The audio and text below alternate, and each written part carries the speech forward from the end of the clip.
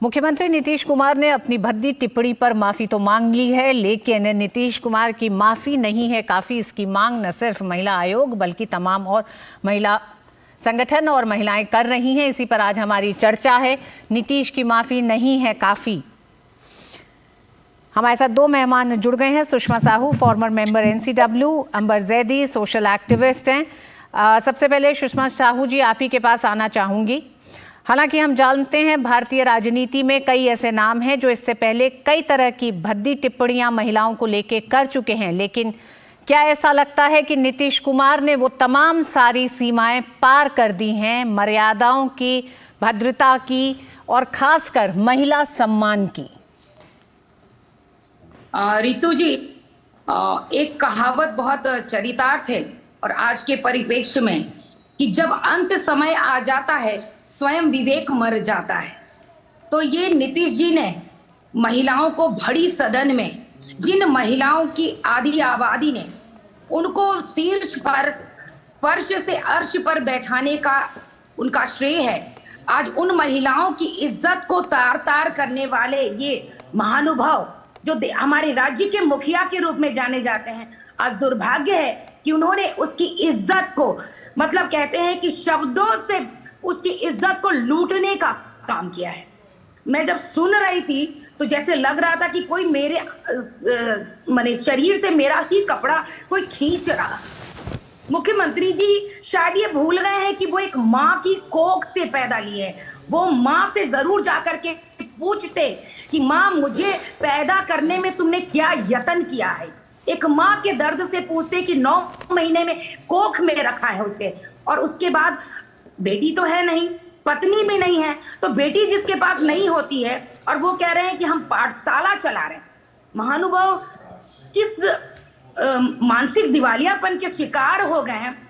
एक उक्ति उनके ऊपर और होती है कि कहते हैं ना कि संगत से गुण आते हैं और संगत से गुण जाते। तो इन्होंने जब तक एनडीए के साथ गठबंधन रखा, कभी भी आपने अमर्यादित भाषा या अमर्यादित व्यवहार का कभी भी कोई उदाहरण नहीं देखा होगा। जी सुषमा जी, लेकिन जब से ये गठबंधन बना है जी, हमेशा या तो कभी शिक्षा मंत्री का, कभी वहां के राजद जी हाँ सुषमा जी, सहयोगी पार्टी की दलील भी यही है कि ये सेक्स एजुकेशन के तौर पर इसको नीतीश कुमार जी बता रहे थे, विधानसभा में सबको समझा रहे थे। अंबर जैदी हमारे साथ जुड़ी हुई हैं। अंबर जैदी, हालांकि हम तीनों महिलाएं हैं, बेहद दुख की बात है जिस तरह की टिप्पणी बिहार के मुख्यमंत्री ने की, नीतीश कुमार ने की, लेकिन उससे भी ज्यादा दुखद ये है कि जिस तरह की दलीलें, तर्क, कुतर्क दिए जा रहे हैं अब उसे सही ठहराने के लिए, वे और ज्यादा हैरान करने वाले हैं।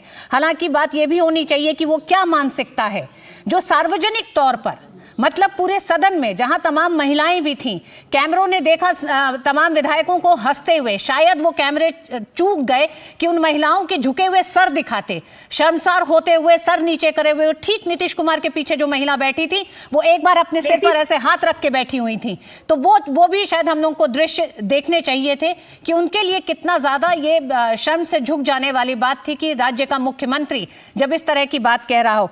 क्या आपको लगता है कि इसके पीछे एक खास सोच भी है? देखिए रितु जी, बहुत ही गहरा और बहुत अहम सवाल है जिसपे मैं खुद कल से इस पे कई सारे लोगों के साथ जो हम लोग आपस में चर्चा कर रहे हैं, तो इसी मौजू पे चर्चा कर रहे हैं कि आखिर एक प्रदेश का मुख्यमंत्री जो सपोजिटली महिलाओं के अधिकारों की बात करता है, उनके लिए कार्य करता है, हम बिहार में महिलाओं की स्थिति जानते हैं, वहां पर अगर उस राज्य का मुख्यमंत्री इस तरह की बात करता है तो जरा सोचिए आम मर्द की मानसिकता क्या हो सकती है। और मैं तो कहती हूँ, आप कह रही हैं कि उन महिलाओं की को दिखाना चाहिए, तो उन महिलाओं को तभी सदन से वॉकआउट करना था और वहीं पर अपनी जो उनका ऑब्जेक्शन था वो दर्ज कराना चाहिए था। कैसे उन्होंने इस बात को सुना कि पूरी महिला प्रजाति के ऊपर उन्होंने इतनी अभद्र भाषा का इस्तेमाल किया, और उसके बाद जो उनके जो दूसरे गुट के नेता हैं वो कहते हैं कि ये तो सेक्स एजुकेशन है। आप, एक सवाल मेरा आपसे रितु जी है कि इस भाषा में, अभद्र भाषा में, क्रॉस लैंग्वेज में अगर कोई टीचर बच्चों को सेक्स सेक्स एजुकेशन दे तो उस टीचर को नौकरी से निकाल दिया जाएगा और दुनिया में उसको समाज में कहीं पे कोई जगह नहीं मिलेगी। बिल्कुल तो अंबर जी, आप बहुत सही सवाल सवाल कर रही हैं। सवाल ये भी होना चाहिए उस सदन में जितने पुरुष विधायक बैठे थे और जो हंस रहे थे, क्या वो अपने घर में अपनी बहुओं, अपनी बेटियों को इसी भाषा में समझाएंगे? सेक्स एजुकेशन का पाठ पढ़ाएंगे, परिवार नियोजन का पाठ क्या पढ़ाएंगे? उनके हैंड जेस्चर्स आपने देखे थे, भाषा तो थी उनकी हैंड जेस्चर्स, उससे पता चलता है कि असल में वो है क्या। अपनी असलियत उन्होंने दिखाई है। माफी मांगने से कभी भी इस बात को वो जस्टिफाई कर ही नहीं पाएंगे, इस बात की भरपाई कर ही नहीं पाएंगे जो उन्होंने कर दिया। अपनी असलियत दिखाइए कि महिलाओं के प्रति क्या सोच सुषमा जी, ये मामला सिर्फ एक सदन में नीतीश कुमार के चंद मिनटों की अभद्र टिप्पणी या भद्दी टिप्पणी या उनके जो अध्ययन है पूरे परिवार नियोजन की, उनकी जो सोच है सिर्फ वहीं तक सीमित नहीं है। वो माफी मांग कर सिर्फ इससे बच नहीं सकते। आज की तारीख में ये बताता है कि क्या सोच महिलाओं के प्रति है। आखिर ये इस सोच का क्या दुरुपयोग तब नहीं होगा जब कानून व्यवस्थाओं में महिलाओं को सुरक्षा देने की बात होगी। तो जब मुखिया ही इतना असंवेदनशील हो तो फिर बाकी व्यवस्था क्या करेगी? हम क्राइम को लेकर, सुषमा जी आप एनसीडब्ल्यू में सदस्य रही हैं, आप जानती हैं कि क्राइम को लेकर जब हम पुलिस में बात करते हैं, तमाम और संस्थाओं की बात करते हैं, संवेदनशील करने, सेंसिटिविटी लाने की बात करते हैं, ऐसे में मुख्यमंत्री का ये बयान। देखिए रितु जी, एक प्रश्न है। जिस समय वो भाषण दे रहे थे और वो कह रहे थे, पहले उन्होंने विधानसभा में ये बातें कही तो उसको बहुत ज्यादा इलाबोरेट नहीं किए, लेकिन जब वो विधान परिषद में दोबारा जी, हाँ, विधान परिषद में गए और जिस समय उनका बॉडी लैंग्वेज था, आपने नोट किया होगा जिस लहजे में और कितना आनंद लेकर के वो बोल रहे थे, पूरा बॉडी लैंग्वेज, और पीछे के सारे सदस्यगण, जिस समय लेसी सिंह पीछे बैठी हुई थी, एक महिला जो पूर्व अभी वर्तमान में मंत्री हैं, पहले तो वो झेपी लेकिन बाद में उनके चेहरे पे मुस्कुराहट आई। मुझे इतनी शर्म आ रही थी सुन करके और ये वीडियो देख करके कि उन्होंने अपने कैरेक्टर को असैसिनेट किया है। यहाँ पे कोई और बात नहीं है। मन के अंदर जो भाव थे वो भाव को उन्होंने दर्शाया है। और रही बात कि अगर आप सिर्फ आप कहते हैं कि महिला का रेप करने के बाद और अगर आप माफी मांगते हैं महिला का दुपट्टा खींचने के बाद, महिला की साड़ी खींचने के बाद आप सिर्फ उससे माफी मांगते हैं, महिला को सरेआम बेइज्जत करने के बाद आप सिर्फ माफी मांगते हैं, तो कभी भी ये क्षम्य नहीं है। ये एक बेटी, क्योंकि आपके पास तो बेटी है नहीं। और मैं पूछना चाहती हूँ पूरे सदन के लोगों से जो अभी सरकार में बैठे हैं, वो अपनी बेटी और अपनी बहू को इसी तरह की सेक्स एजुकेशन अपने बंद कमरे में, क्योंकि वो एक बंद कमरा था, बंद कमरे में अपने सेक्स एजुकेशन अपनी बेटी और अपनी बहुओं को सिखाए, तब मैं जानूंगी कि उनके अंदर मर्दानगी है। अंबर जैदी जी, क्या बड़ा सवाल ये नहीं है क्या राजनीतिक पार्टियां नीतीश कुमार को, जो तमाम सहयोगी पार्टियां हैं, वो इंडी गठबंधन हो या तमाम वो पार्टियां जिसमें महिला नेत्रियां हैं, आखिर वो क्यों खामोश दिखाई दे रही हैं? इंडी गठबंधन के तमाम वो साथी जिसमें महिलाओं की गरिमा, अस्मिता, संवेदनशीलता पर बड़े बड़े भाषण, बड़ी बड़ी बातें करती हैं, आज वो खामोश क्यों दिखाई दे रही हैं? हमने देखा प्रधानमंत्री ने जिस एक तरह से, जिस गुस्से, जिस अंदाज में उन्होंने अपनी रैली में बिना नाम लिए ये कहा कि इस भद्दी टिप्पणी के लिए उनको शर्मसार ही नहीं होना चाहिए, बल्कि ये दिखाता है कि महिलाओं के प्रति किसी भी तरह का सम्मान नहीं है नीतीश कुमार में। एग्जैक्टली मैंने भी यही बात की कि ये बात नहीं है कि किसी के मुंह से ऐसे ही कोई अनजाने में या फिर हीट ऑफ द मोमेंट में कोई बात निकल गई। ये बात आराम से की गई है। उनके हैंड जेस्चर्स, उनकी बॉडी लैंग्वेज, जिस मजे ले लेकर वो जिस तरह से अपनी मानसिकता का इजहार कर रहे थे महिलाओं के प्रति, वो माफी लायक तो है ही नहीं। लेकिन सवाल जो आपने किया है वहां पर, आप चाहे चलिए आप इंडी गठबंधन तो छोड़िए, मैं सोचती हूँ कि हर महिला को इसके खिलाफ आना चाहिए। गठबंधन के दायरे में ना बांधे, तमाम ऐसी महिला नेत्री हैं देश में, क्यों नहीं वो इस आवाज को बुलंद कर रही हैं कि नीतीश कुमार का सार्वजनिक बहिष्कार होना चाहिए अगर वो इस तरह की भाषा महिलाओं के लिए इस्तेमाल करते हैं सदन में? एग्जैक्टली वही पॉइंट है कि जब भी हम महिलाओं के अधिकारों की कोई भी ऐसा मुद्दा देखते हैं, उस पर बहस देखते हैं, तो कहीं ना कहीं हम उसमें पॉलिटिकल डिवाइड देख लेते हैं। सारी महिलाएं जो उस इनफैक्ट कोई रेप की घटना होती है उस पर एक दूसरे पे आरोप प्रत्यारोप का दौर लगाया जाता है। मैं कहती हूँ जब भी महिलाओं की बात आती है तो हमें एकजुट होकर आवाज उठानी चाहिए।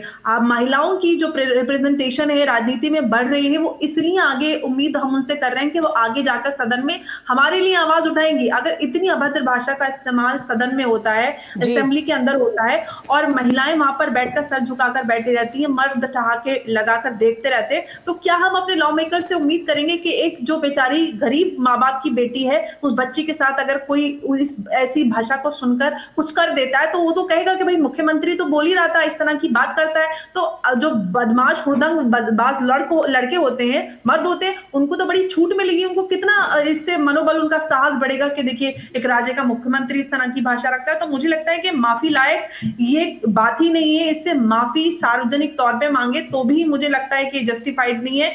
ये उनकी मानसिकता दर्शाता है। उनको तो राजनीति से खुद अब हट जाना चाहिए कि ऐसे लोग देश का नेतृत्व करने के, समाज का नेतृत्व करने लायक नहीं है, जो महिलाओं के लिए इस तरह की सोच रखते हैं। और मुझे लगता है कि सभी दल की महिलाओं को, पूरे देश की महिलाओं को इसके खिलाफ आवाज उठानी चाहिए, क्योंकि ये किसी भी एंगल से माफी लायक है ही नहीं। सुषमा जी, आपकी पृष्ठभूमि बिहार की है।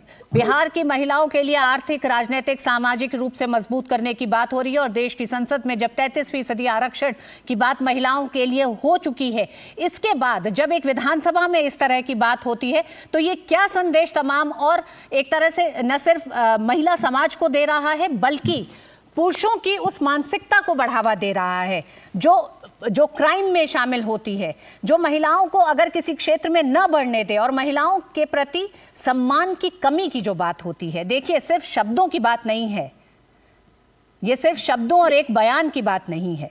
आपका मुखिया अगर इस सोच के साथ चल रहा है, तो नीचे तमाम व्यवस्था, तमाम मंत्री, सभी विधायक इसी सोच के साथ होंगे, तो उस राज्य में महिलाएं क्या कभी बढ़ सकती हैं? रितु जी, एक बात यहाँ कहना चाहूंगी। और महिलाओं के शोषण को आप कैसे रोकेंगे? देखिए, ये घटना जब से घटी है और जब से ये वक्तव्य आया है, आप विश्वास नहीं करिएगा, सड़कों पे जब हम चल रहे हैं तो लोगों की जो टिप्पणियां चल रही हैं कि नीतीश कुमार ने ऐसा कहा, और इतनी अभद्रता, और लोग चटकारे ले रहे हैं इस बातों का कि मुख्यमंत्री होकर के इस तरह की बातें कर रहे हैं। तो ये जो सड़क छाप जो बच्चे हैं, जिनको अभी तक ये नहीं पता है कि जिंदगी क्या है और रिश्ते क्या है, और इस तरह की जो घटनाएं पूरे बिहार में आज महिलाओं के ऊपर जो अत्याचार और शोषण और बलात्कार की घटनाएं, ये राजग गठबंधन में जो बढ़ा है, हत्या, अपहरण, डाउरी केसेस इतने बढ़ गए हैं, तो उनका मनोबल तो और बढ़ेगा कि जब मेरा मुखिया ही बिल्कुल सुषमा जी, ये मामला सिर्फ महिलाओं तक सीमित नहीं है, बल्कि एक प्रोग्रेसिव समाज किस तरह से आगे बढ़े, उसमें एक बहुत बड़ी रुकावट के तौर पर नीतीश कुमार का ये पूरा बयान, उनकी सोच, उनकी टिप्पणी दिखाई देती है। एक बदलते हुए समाज की परिकल्पना हम कर रहे हैं, जिसमें महिलाओं को हर क्षेत्र में मजबूत किया जा रहा है, उनको एक तरह से नौकरियों के लिए प्रोत्साहित किया जा रहा है। कोई ऐसा क्षेत्र नहीं है जहां महिलाएं नहीं है, लेकिन अगर इस तरह की मानसिकता, इस तरह की प्रवृत्ति अगर रहेगी समाज में, तो महिलाओं के लिए बहुत ही ज्यादा घातक है। नीतीश कुमार का बहिष्कार या जो इस्तीफे की मांग हो रही है, या माफी काफी नहीं है, ये जो मांगे हैं ये सिर्फ महिलाओं की नहीं है, माफ करिए, ये इस सभ्य समाज की मांग है। और ये पूरा मामला यहाँ थमेगा नहीं। बहुत बहुत धन्यवाद आप दोनों का ही इस पूरे मसले पे हमारे साथ बातचीत करने के लिए।